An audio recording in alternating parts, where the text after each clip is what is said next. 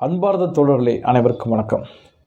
நேற்றைய முன்தினம் சிவகங்கை மாவட்டம் திருப்புவனம் அருகே உள்ள ஒரு கோயிலில் காவலராக பணியாற்றிய அஜித் குமார் என்ற ஒரு இளைஞர் காவல்துறையினரால் கொட்டடை படுகொலை செய்யப்பட்டுள்ளார். இந்த கொட்டடை படுகொலை என்று தமிழில் சொல்வதை விட லாக்அப் டெத் என்று சொன்னால் பலருக்கும் எளிதாக புரியும் வகையில் இருக்கும்னு நினைக்கிறேன். ஏன் அப்படின்னா, கடந்த 10 ஆண்டுகள் ஜெயலலிதா ஆட்சி, அதற்கு பிறகு எடப்பாடி ஆட்சியிலே நடைபெற்ற கொட்டடை படுகொலைகள், லாக்அப் டெத் ரொம்ப அதிகம்.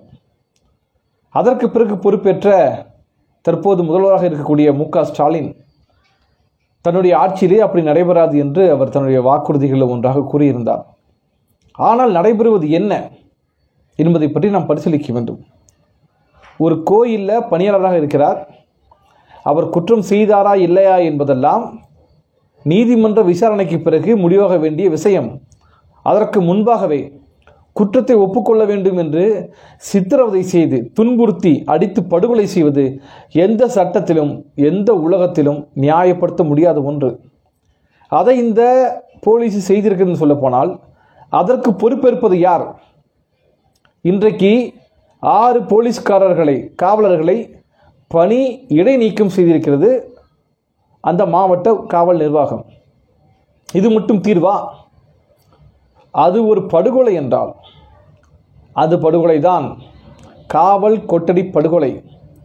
தொடர்புடைய அனைத்து போலீஸுக்காரர்களும், அது மட்டுமல்லாமல் அந்த காவல் நிலையத்துக்கு பொறுப்பாக இருக்கக்கூடிய காவல் ஆய்வாளர், போலீஸ் இன்ஸ்பெக்டர், அப்போது அங்கே பணிக்கு பொறுப்பாக இருந்த காவல் உதவி ஆய்வாளர், போலீஸ் சப் இன்ஸ்பெக்டர், அந்த கோட்டத்துக்கு பொறுப்பாக இருந்த காவல் உதவி ஆணையர் அல்லது காவல் உதவி கண்காணிப்பாளர், டிஎஸ்பி, மற்றும் அந்த மாவட்ட காவல் கண்காணிப்பாளர், எஸ்பி, அனைவரின் மீதும் வழக்கு பதிவு செய்யப்பட வேண்டும். என்னங்க, ஒரு ஸ்டேஷனில் போலீஸுக்காரங்க 4 ஒருத்தர் அடித்து கொண்டுட்டாங்க, அதுக்கு எஸ்பி வரைக்கும் போகணுமா என்றால் ஆம், போக வேண்டும். யாருடைய பொறுப்பில், யாருடைய மேற்பார்வையில் நடைபெற்றது இந்த பிரச்சனை? இப்படிப்பட்ட காவல் கொட்டடை படுகொலைகள் திடீரென நிகழ்வது கிடையாது. மாறாக எங்கேயாவது ஒரு தவறு நிகழ்ந்து விட்டாலோ, தவறு நிகழவில்லை என்று கூறினாலும் கூட எளிய மக்களை பிடித்து கொண்டு வந்து அடித்து சித்திரவதை செய்து அவர்களை குற்றத்தை ஏற்றுக்கொள்ள வைப்பது என்பது போலீஸு காலம் காலமாக தமிழ்நாட்டில் மட்டுமல்ல, இந்தியாவில் மட்டுமல்ல, உலகம் முழுவதும் செய்கின்ற ஒரு நடவடிக்கை. அந்த நடவடிக்கையின் ஒரு பகுதியாகத்தான் இதையும் நாம் பார்க்க வேண்டியிருக்கிறது. தோழர்களே, நண்பர்களே, ஜெயராஜ் பெனிக்ஸ் வழக்கு என்னாக இருக்கிறது என்பதை பற்றி நாம் பரிசீலிக்க வேண்டும். அந்த வழக்கிலே ஒரு தகப்பனும் ஒரு மகனும் வைத்திருக்கக்கூடிய அந்த மொபைல் கடையில் சென்று இவர்கள் கையூட்டு கேட்கிறார்கள். மொபைல் ஃபோன் புதுசாக கேட்குறாங்க. போலீஸு கொடுக்க முடியாது என்று சொன்ன காரணத்தால் கொரோனா காலத்தில் கடையை திறந்திருந்தார்கள் என்று பொய்யை சொல்லி அவர்களை அடித்து சித்திரவதை செய்து, அடித்தே கொன்றது. எப்படி சித்திரவதை செய்தார்கள் என்பதை நாடு அறியும், இந்த உலக அறியும். அதற்கு பிறகு தமிழ்நாடு முழுவதும் மிகப்பெரிய போராட்டங்கள். அதன் எதிர்வினையாக சம்பந்தப்பட்ட போலீஸ்காரர்கள் கைது செய்யப்பட்டார்கள். இப்போது வரை சிறையில் இருக்கிறார்கள். ஆனால் அந்த சிறையில் இருக்கிற காலத்திலேயே ஒரு எஸ்ஐ இறந்து போகிறார். இறந்து போனவருடைய பையனுக்கு கருணை அடிப்படையிலேயே வேலை கொடுத்திருப்பதாக ஜெயராஜ் பெனிக்ஸுடைய பின் கூறுகிறார். யோசித்து பாருங்க. ஒருவர் கொலை வழக்கிலே கைது செய்யப்பட்டு சிறையில் இருக்கும் பொழுது அவர் இறந்து விட்டார் என்று சொன்னோம்னா எப்படி நீங்கள் இந்த அரசு அவருடைய மகனுக்கு கருணை அடிப்பில் வேலை கொடுத்தது என்பதை பற்றி பரிசீலிக்கணும். இப்போ அந்த கொலை வழக்கில் அவர் குற்றவாளி நிரூபிக்கப்பட்டு விட்டால் அவருடைய மகனுக்கு நீங்கள் வேலையை மீண்டும் பறிச்சிருவீங்களா? ஆனால் இந்த அரசுடைய நோக்கம் என்ன? போலீஸ் செய்யக்கூடிய அக்கிரமங்களை, அராஜகங்களை, படுகொலைகளை நியாயப்படுத்தி கொண்டிருக்கிறது. அன்று முதல் இன்று வரை மு.க. ஸ்டாலின் பதவியேற்ற பிறகு தமிழ்நாட்டிலே தோராயமாக 18 போலி என்கவுண்டர்கள் நடைபெற்றிருப்பதாக தகவல்கள் தெரிவிக்கின்றன. காவல் கொட்டடை படுகொலைகள் எத்தனை என்று தெரியவில்லை. எனக்கு தெரிந்து சென்னையில் மட்டுமே 3 முதல் 4 காவல் கொட்டடை படுகொலைகள் நடைபெற்றிருக்கின்றன. எல்லோரையும் சஸ்பென்ஷன், பணியிடக்கம் செய்கிறார்கள். அப்படியே நின்று விடுகிறது. நேற்றைய தினம் கூட பாருங்கள், நேற்று முன்தினம் படுகொலை செய்யப்பட்ட அந்த அஜித் குமார் உடல் நேற்று இரவு வாங்கிட்டு போய் தகனம் செய்து விட்டார்கள். அவ்வளவுதான். இப்படி எத்தனை பேரை நாம் பலி கொடுக்க போகிறோம்? என்ன செய்ய வேண்டும் என்பதை தான் பேச வேண்டியிருக்கிறது. தமிழ்நாடு அரசு இதுக்கு பொறுப்பேற்கவில்லை. வாய் திறந்து பேசினாலும் அந்த சம்பந்தப்பட்ட போலீஸ்காரர்களுக்கு ஆதரவாக தான் பேசுகிறார்கள், பேசுவார்கள். இங்கே சென்னையில் நடைபெற்ற திருவல்லிக்கேணி என்று நினைக்கிறேன், இங்கே நடைபெற்ற ஒரு காவல் கொட்டடை படுகொலையில் அந்த இறந்து போனவர் தான் தவறு செய்தார் என்று சட்டமன்றத்தில் மு க ஸ்டாலின் பேசினார். ஆக போலீஸ் துறை ஆகட்டும், இந்த அரசாகட்டும், யார் அரசாங்கம் ஆட்சிக்கு வந்தாலாகட்டும், போலீஸ் நடவடிக்கைகளை சரியென்றே அவர்கள் வர்ணிக்கிறார்கள். ஆக இந்த போலீஸ் என்பது ஆளும் வர்க்கத்தின் கருவி. அது ஒருபோதும் இந்த நாட்டின் உழைக்கும் மக்களுக்காக பயன்படாது. நாம் ஏற்கனவே தொடர்ந்து சொல்லி வருகிறோம். இந்த போலீஸ் என்பது ஏற்கனவே ஆர்எஸ்எஸ் மயமாகி கொண்டிருக்கிறது. அதிகார போட்டி அதிகமாகி கொண்டிருக்கிறது. இதிலே நேர்மையான போலீஸ்காரர்களுக்கான இடம் எங்கே என்றால் பாதாளத்தில் எங்கேயாவது மூலையில் தூக்கி எறிந்திருப்பார்கள். இப்போ யார் இந்த போலீஸில் உயர் பதவிக்கு வர முடியும் என்றால் மக்களுக்கு எதிரானவர்கள் தான் வர முடியும், அந்த சிந்தனை உள்ளவர்கள் தான் வர முடியும் என்ற சூழல் நோக்கி சென்று கொண்டிருக்கிறது.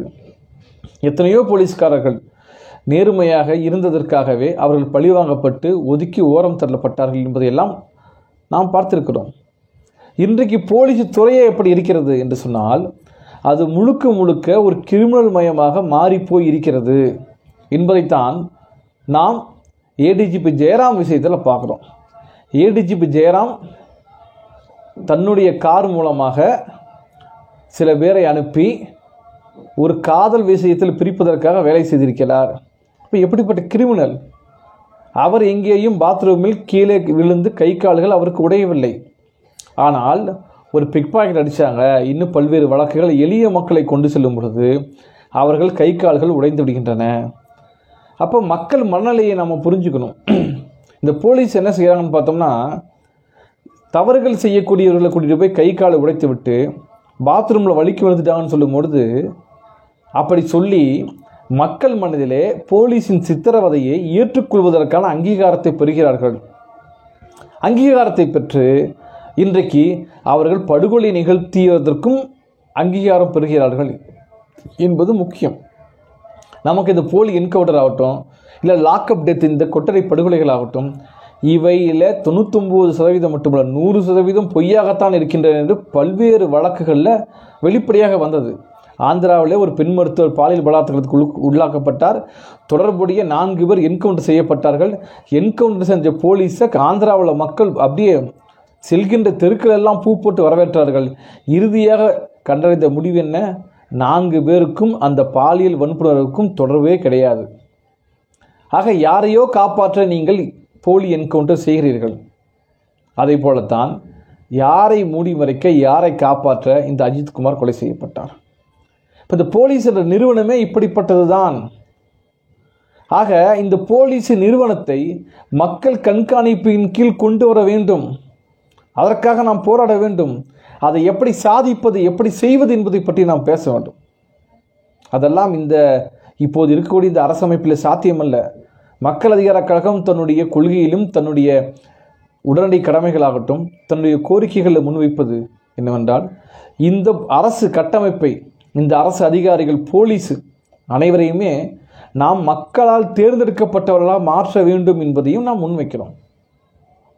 இப்படிப்பட்ட ஒரு வழிமுறையின் மூலமாகத்தான் ஒரு அரசு, இதற்கு பதிலாக வேறு ஒரு அரசு புரியமை வைப்பதன் மூலமாகத்தான் இந்த போலீஸ் துறையை நாம் கட்டுப்படுத்த முடியும். இது ஒன்று. குறிப்பாக இந்த வழக்கில் என்ன செய்ய வேண்டும் என்று மக்கள் அதிகார கழகம் கோரிக்கை வைக்கிறது என்றால், ஒன்று,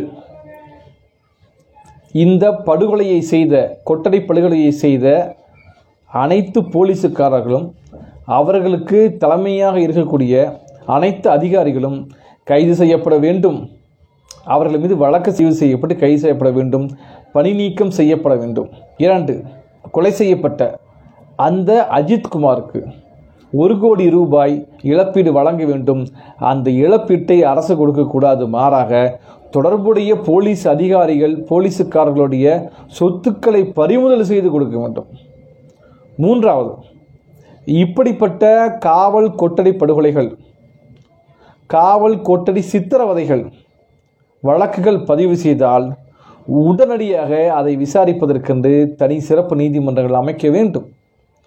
இப்படிப்பட்ட பணிகளை உடனே செய்யாத வரைக்கும் போலீஸுக்காரர்கள் இன்றைக்கு மக்கள் போராடுவார்கள், நாளைக்கு மறந்து விடுவார்கள் என்று தங்களுடைய சித்திரவதைகளை மேற்கொண்டு வருவார்கள். அதற்கு எதிராக உறுதியாக மக்கள் போராட வேண்டும். அந்த வகையில் இந்த அஜித்குமாருடைய படுகொலைக்கு மக்கள் அதிகாரக் கழகம் வன்மையான கண்டனத்தை தெரிவித்துக் கொள்வது மட்டுமல்லாமல் தொடர்புடைய போலீஸுக்காரர்கள் அத்தனை பேர் உடனடியாக கைது செய்யப்பட்டு அவர்கள் சொத்துக்களை பறிமுதல் செய்து சம்பந்தப்பட்ட அஜித்குமாரின் குடும்பத்துக்கு கொடுக்க வேண்டும். அஜித்குமாரின் குடும்பத்தை சேர்ந்த ஒருவருக்கு கட்டாயம் அரசு வேலை கொடுக்க வேண்டும். அந்த அரசு வேலை என்பது வழக்கம் போல ஏமாற்றுவதாக இல்லாமல் அவர்கள் படிப்புக்குரியதாகவும் அந்த இளைஞன் இருந்திருந்தால் என்ன ஊதியம் கொடுப்பாரோ அதற்குரியதாக இருக்க வேண்டும். நன்றி, வணக்கம்.